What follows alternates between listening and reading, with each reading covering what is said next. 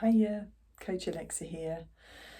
So, in some of the Facebook groups that I'm part of, particularly for charity fundraising runners, there is a lot of hecticness and a little bit of worrying anxiety creeping in about upcoming spring road marathons.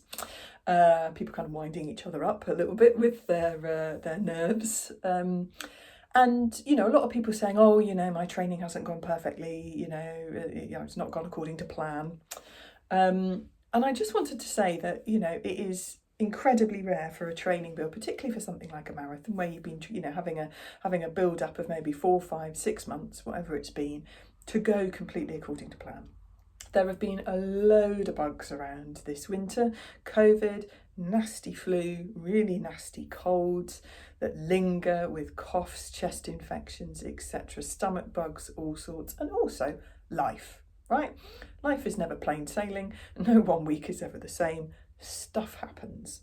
So, it's one of the reasons why I think one-to-one coaching can be really, really useful, because we can just adapt and go with the flow with it all. Whereas your off-the-shelf sort of 4, 5, 6 month training plan, you might look at it and go, well, I've not completed that training plan. Of course you haven't.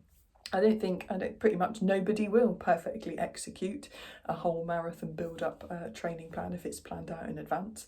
It's one of the reasons I don't particularly like them, because stuff happens and things need to change and adapt. And also, hope you might respond better to the training, and therefore your training plan needs to adapt in order to suit where you are fitness-wise.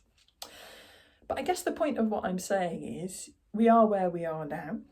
Nobody will have had a perfect build. Loads of people will have had bugs and colds and life stuff happening. And all we can really do now is make the most of whatever time we've got between now and race day.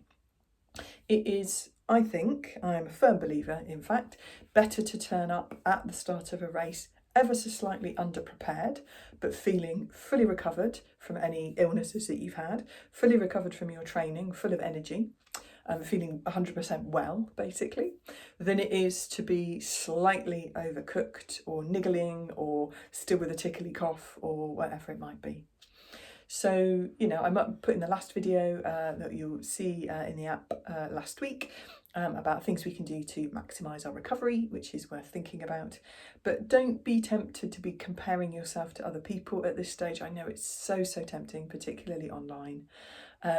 Play your own game, do the right things for your body, and be aware of the fact that nobody will have had 100% perfect marathon build-up. That's just, I've never seen it happen. And also, there'll be a lot of people talking, and what you see on social media isn't necessarily the truth of what's been going on. Lots of people in the same boat with illnesses and stuff that's happened, niggles and bits and pieces. So all you can do now is do the best you can to support yourself and your body between now and race day. Happy running.